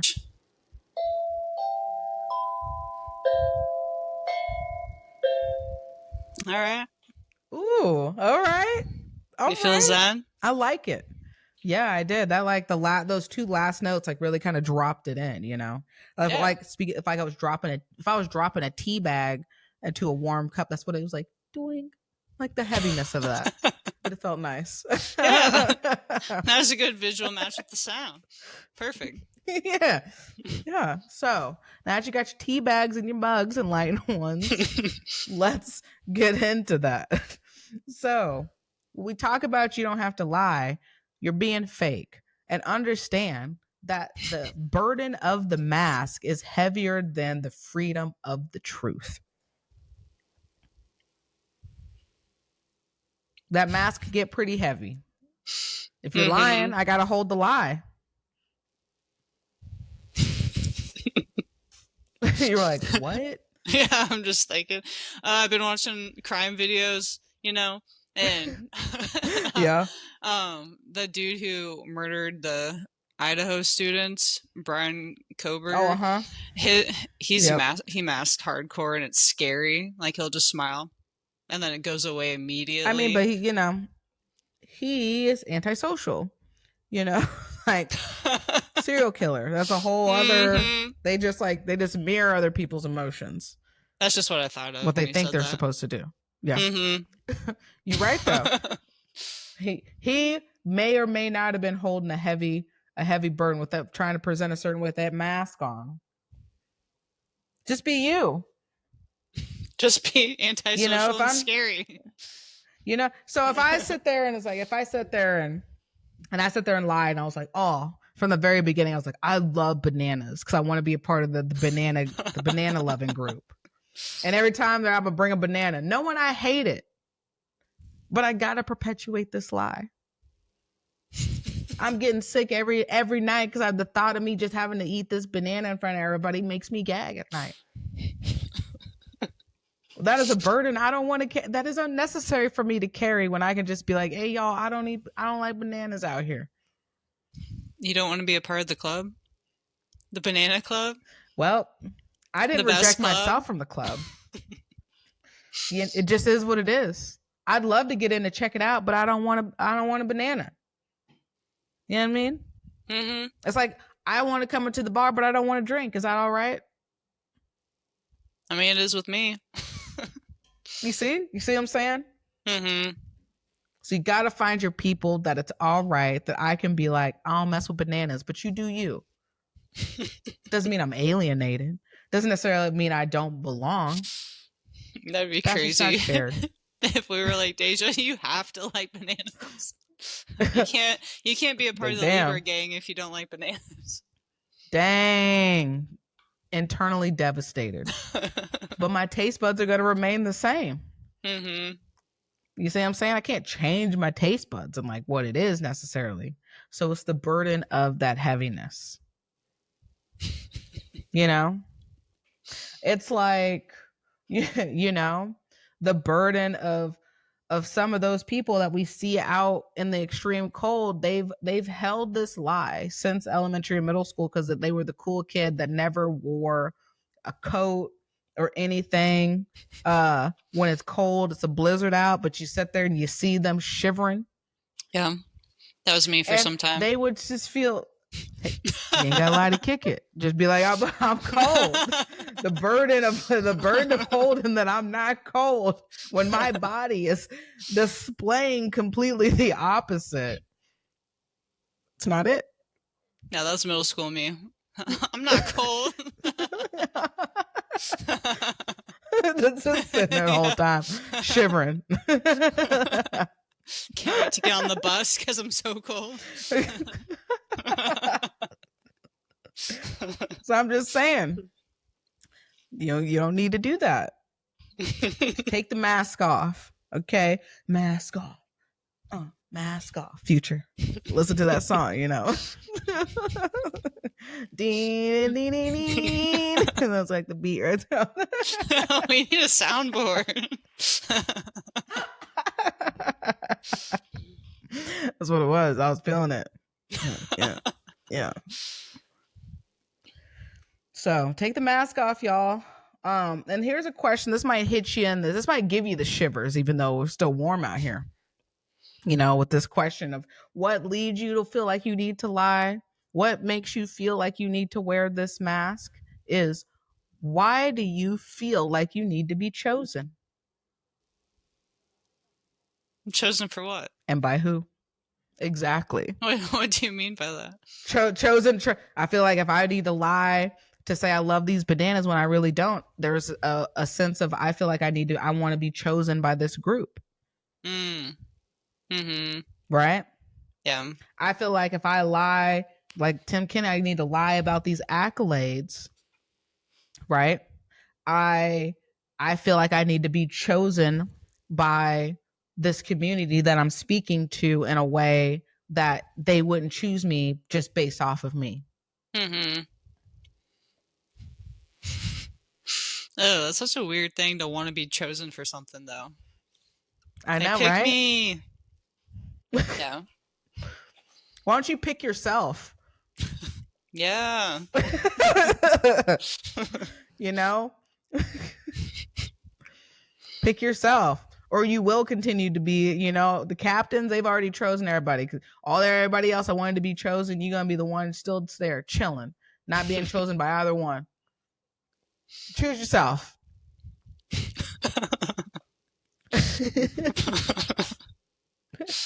That is the worst, though. If you're not chosen by either team, you're the last. I mean, it's not favorable.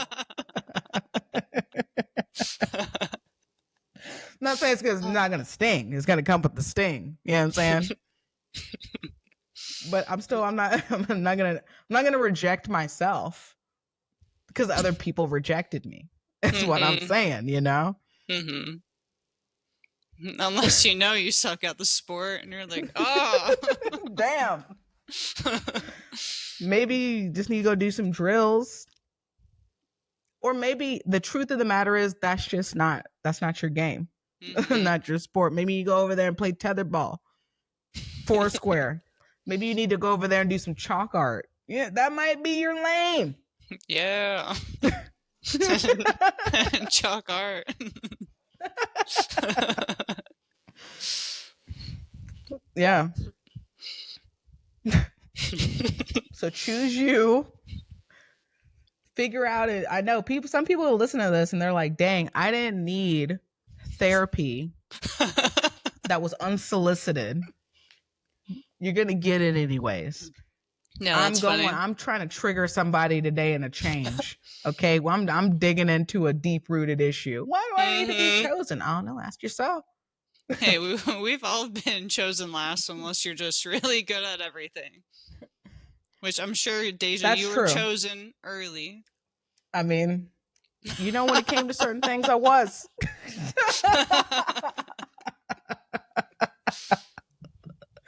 That's a fact, but I think if I do think there were sometimes I wasn't.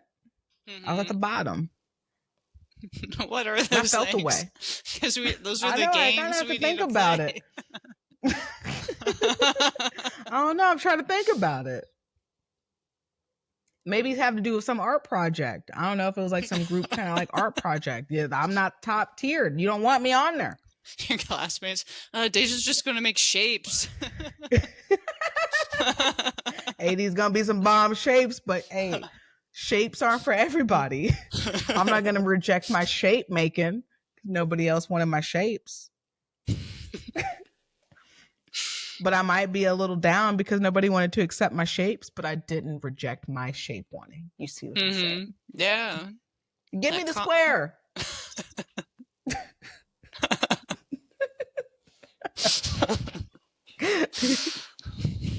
Have you ever been chosen last for something? Yeah, I'm sure. I don't, like, my memories aren't clear, but yes, like I was chosen last for like dodgeball, softball. I mean, there's probably a few other things in there, but I was an uncoordinated child, so that makes sense. Hey, you know what I'm saying? Okay, here's one. It wasn't a choosing kind of thing, but I do remember I was at the bottom of the barrel pretty much every time we had to do those timed runs, timed sprints for basketball. I was that person, right? I was like, look, I didn't make it the first 18 seconds. I don't know why you thought I was going to make this the second, third, fourth time. Why are all basketball coaches... all of them are like that. All of them are like, you guys got to make it in this many seconds or else we run another one. Well, there's always 2 people that can't make it, so then you always gotta run another one. Always. But in their heads, And my you're only time's not going to doing get better. yeah. Probably only got 5, but they say we're going to keep doing another one until you guys make it. Which is lame. Now you got everybody looking at me. Deja, just make it. I'm like, I was a half a second away. Come on, Deja. Legs aren't gonna be kicking any faster. I'm doing my best. You know what? I could have walked out of the basketball court. No, the people weren't rejecting me, but they were like, "Dang, Deja, make it." And I'm like, you know what? I'm tired of making the team run. Let me just run out this court. Nah, I'm not gonna make it, but I'll still run it. So I'm not gonna reject myself. It is what it is. I was always thankful for those people because you gave us like an extra 10 seconds of break, you know, in between like zigzags. Hey, yeah. Honestly, I was helping the team out to be more conditioned. That's a reward, to be more conditioned. I found my value. Okay. Found yourself. No faking it here. Yeah, I did. At all. At all. So, choose you. Take the mask off. Don't lie to kick it. Find your integrity and your authenticity. Be genuine. Be a better place. That's it. Mm-hmm. Do you have anything else to add on that before we get to our quote? What do you say? No, that's good. Just be you. Oh, that's right. Have good friends so you can be you. That part. That's one of the most important parts. Yes. So, this one's going to throw you off this quote, but think about it for a hot second. All right. Because it makes sense. Okay. Enlightened ones, our quote for the week. Healthy children will not fear life if their elders have integrity enough to not fear death. Erik Erikson. All right. Yep. Okay, I'm going to read again. All right. I'm going to do a quick breakdown after that. Yep. Second read. Healthy children will not fear life if their elders have integrity enough not to fear death. Erik Erikson. So the way I interpret this is, if my elders are out here lying about, if they might have a sense of peace, right? Or maybe your elders are sitting there, they're 80 years old, but they're still trying to live like a 20-year-old. So little me is looking at this like, it's not great to be old. I don't want to be old. So I'm fearful of that. Because I saw my elders not being in integrity. I'm not talking about being old. You got to have, because I'm this age, I got to wear these sweaters or whatever. But why are we going to sit here and you really think that you can outthrow or outrun a 20-year-old at 80 years old? It's not going to happen. Why are you going to sit there and try to pretend like you don't need 10 or 15 bathroom trips on an hour drive?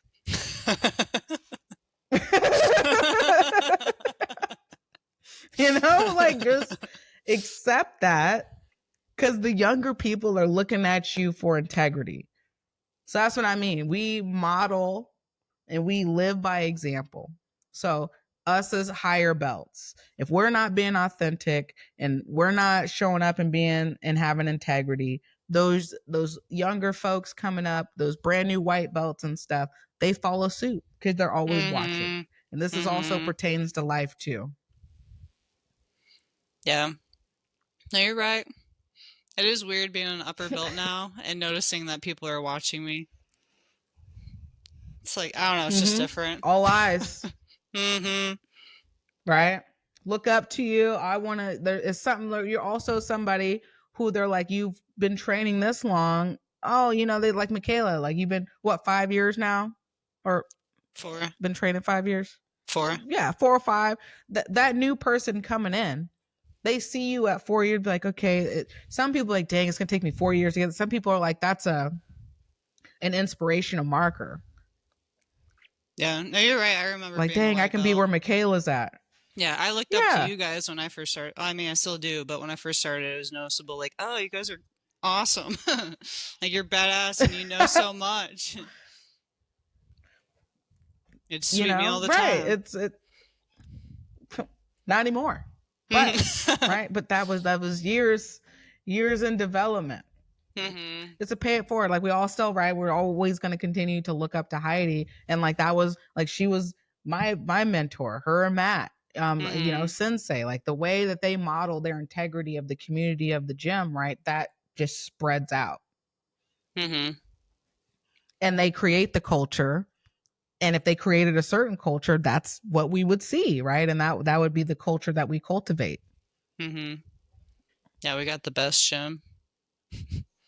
Yeah, we do. Ground Theory, shout out. Lawrence. Yeah. Come train. Lawrence. Yeah. Yeah, and we wouldn't have that if Matt and Heidi weren't so humble and chill. Like, we really do have a good gym. Yep.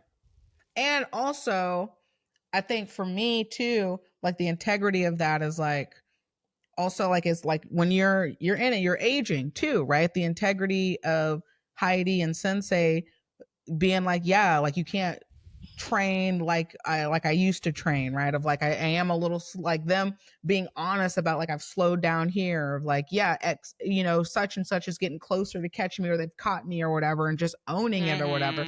That helps people like me, people lower, like you see that and it's like they're just being authentic. Like they don't have to lie to kick it. For what? Yeah. None of us have to lie to kick it. It's awesome. At all. So yes. Does that quote make more sense now? Yeah. Yeah, I was like, thinking of it a little. What? Yeah, I think literal. I was going down a different route. Like, if old people don't fear death, then like younger generations seeing that are more, I don't know, maybe healthier or try different things because they're not afraid. That's kind of what I was starting to think about. Right? Yeah, that too. That could very well be that interpreted, like interpretation. Yeah, by like years, like old people gotta know, like an hour drive, you're gonna have to pee 10 times. Don't deny that. Like, come on, we don't need to be doing that. Just be real.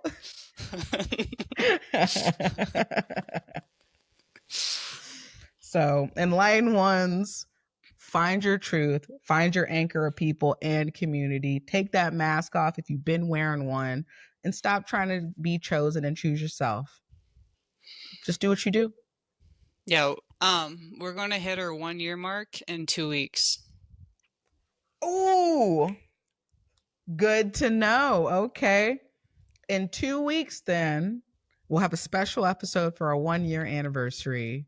Yeah. And officially in those 2 weeks on that episode, we'll get our subscriber update. Yeah, I haven't checked. That'll be a year. I haven't either. I'm if I accidentally come across it, uploading stuff, I'm not gonna say nothing to you. All right. And you know what? 1 year anniversary reveal. Shout out to Nikki for being our first YouTube subscriber. Hey, Nikki. She was number one. Well, we have that. Yeah, she was. We appreciate you, Nikki, and the enlightened ones, the other enlightened ones that have followed. We appreciate you as well. Yeah, thank you. Thanks for the listen. Appreciate it. Like and subscribe. We're only growing from here. We stay growing. Stay growing. Sequoias are like head level. What'd you say? I think they've gotten right here on me. All right. So that'd maybe be my on chin. me. Because I think before they were like down here, right? I think like here on me. Okay. Maybe shoulder on you. Okay. That's a healthy tree. Yeah, it is. It's great. Okay, enlightened ones. Appreciate you. We appreciate the listen. As always, this is Deja. This is Michaela. Peace. Chokes in consciousness. All right.